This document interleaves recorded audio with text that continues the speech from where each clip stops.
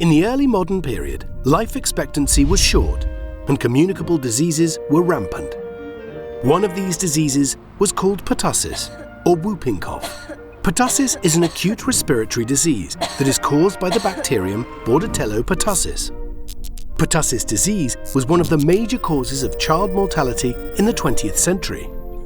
Today, the disease continues to be a prevalent threat to people of all age groups and is often unrecognized and underreported by healthcare providers. It was recently estimated that globally, 160,700 children under the age of 5 died from pertussis infection in 2014. Let's have an in-depth conversation about pertussis and its effects. Pertussis is a highly contagious disease, characterized by symptoms such as a severe spasmodic cough that has a characteristic whooping sound. It can lead to potentially serious complications, especially in infants, the elderly, and in adults with chronic respiratory diseases. Pertussis is most commonly transmitted from person to person through droplets produced by coughing or sneezing. When entering the human body, the bacteria infect the airways and damage the respiratory epithelial cells that help our lungs stay healthy. Some respiratory epithelial cells have brush-like cilia that move in a coordinated fashion. Other respiratory epithelial cells, called goblet cells, produce mucus and form a layer over the cilia to protect them from dust, pollen, and microbes that may be inhaled. The coordinated movements of the cilia expel the mucus that contain the external agents up and out of the airways. However, this process is disrupted in patients with pertussis. The pertussis bacteria enter the respiratory system and invade the mucus layer, becoming attached to the cilia. Once attached to the cilia, the pertussis bacteria secrete toxins, damaging the goblet cells and causing the ciliated cells to rupture and die. Simultaneously, the bacterial toxins also stimulate the goblet cells to release nitric oxide. The nitric oxide forces the cilia to break and cause extrusion of the ciliated cells from the epithelium.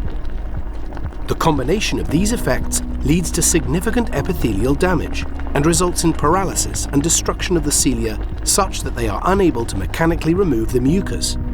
Mucus is not removed and aggregates in the airways, leading to a paroxysmal cough.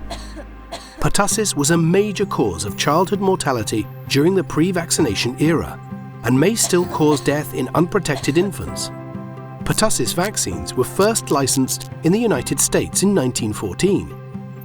These first vaccines were formulated by using an inactivated form of the Bordetella pertussis organism and were considered whole-cell pertussis vaccines because they used the entire organism. When injected into the systemic circulation, the whole-cell pertussis vaccine stimulates production of anti-pertussis B and T lymphocytes. The B lymphocytes further differentiate to form plasma and memory B cells. Plasma cells make antibodies against the pertussis antigens contained in the vaccine. Memory B cells remain in the body for a long time and remember how to fight the bacteria, resulting in faster antibody production when a vaccinated person comes in contact with Bordetella pertussis. The memory B cells also activate cytotoxic T cells, which then help in fighting and destroying the pertussis bacteria.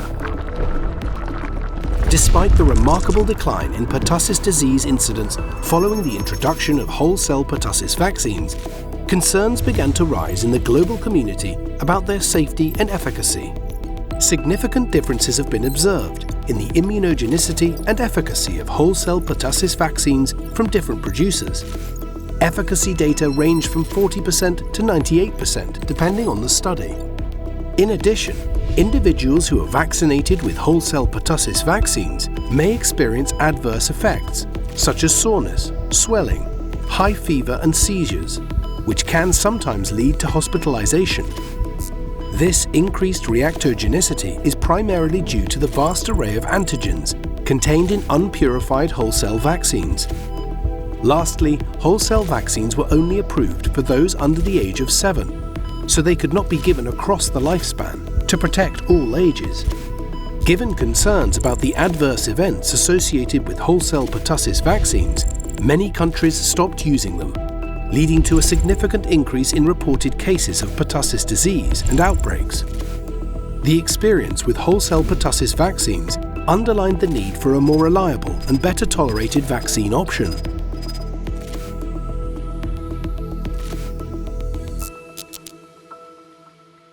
Advancements in vaccine technology led to the introduction of acellular pertussis vaccines in the 1990s. Acellular pertussis vaccines have similar efficacy as whole-cell pertussis vaccines and can be given to individuals of varying ages, from infancy, older than 2 months, to elderly adults. Acellular pertussis vaccines are also better tolerated and less reactogenic than whole-cell pertussis vaccines.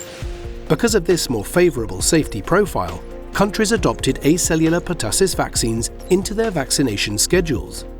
This led to a return of higher global vaccination coverage rates than was seen during the end of the whole-cell pertussis vaccine era. In contrast to whole-cell pertussis vaccines, acellular pertussis vaccines are made with purified protein antigens. These antigens are more targeted to the specific virulence portions of the pertussis bacteria, rather than the inactivated whole-cell organism, with much higher antigen count. Acellular pertussis vaccines stimulate anti-pertussis T and B cell lymphocytes, similarly to the whole-cell pertussis vaccines. Acellular pertussis vaccines are effective in protecting against pertussis disease.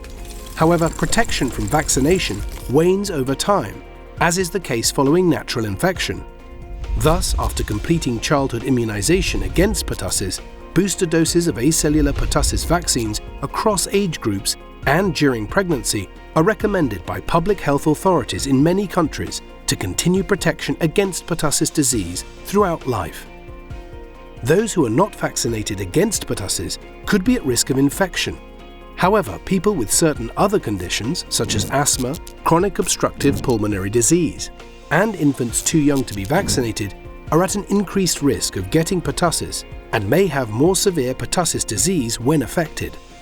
Adults with asthma have 4 times greater risk of pertussis and are also more likely to require hospitalization.